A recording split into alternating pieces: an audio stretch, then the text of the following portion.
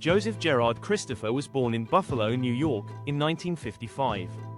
He grew up in a working-class family and seemed like an ordinary child. As he got older, however, his life began to take a darker turn. Christopher struggled with mental health issues throughout his youth. Friends and neighbors described him as quiet, shy, and withdrawn. He had difficulty fitting in and became increasingly isolated. By his early 20s, Christopher was showing troubling behavior. He was admitted to hospitals for psychiatric treatment. Doctors diagnosed him with paranoid schizophrenia. Despite his illness, he tried to live a normal life. He attended trade school and worked various jobs. But his mental state continued to deteriorate. In 1980, a wave of shocking crimes struck Buffalo and surrounding areas. Men were targeted seemingly at random in public places.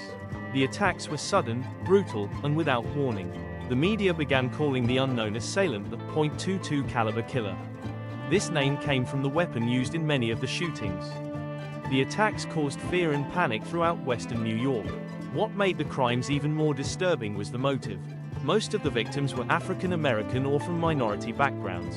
This pointed to a racial element that horrified the community. Investigators worked urgently to find the killer, but the attacks spread beyond Buffalo, reaching as far as New York City. The case quickly became a statewide manhunt. In 1981, Joseph Christopher was finally arrested. He had enlisted in the U.S. Army, but his strange behavior drew attention. While stationed at Fort Benning, Georgia, he attacked a fellow soldier. This violent act led authorities to look deeper into his past. Ballistic evidence and witness statements connected him to the earlier crimes. Eventually, Christopher confessed to multiple attacks. During his trial, the defense argued that he was mentally ill. Psychiatrists testified about his schizophrenia and delusional thoughts. Despite this, he was found guilty of several murders. He was sentenced to life in prison without the possibility of parole. Christopher spent the rest of his years in correctional facilities. His mental health continued to decline behind bars. In 1993, Joseph Christopher died in prison at the age of 37. The cause was cancer, which ended his troubled life early. The case of Joseph Gerard Christopher remains infamous. It highlights the devastating combination of untreated mental illness and violence. It also left lasting scars on the communities affected by his crimes.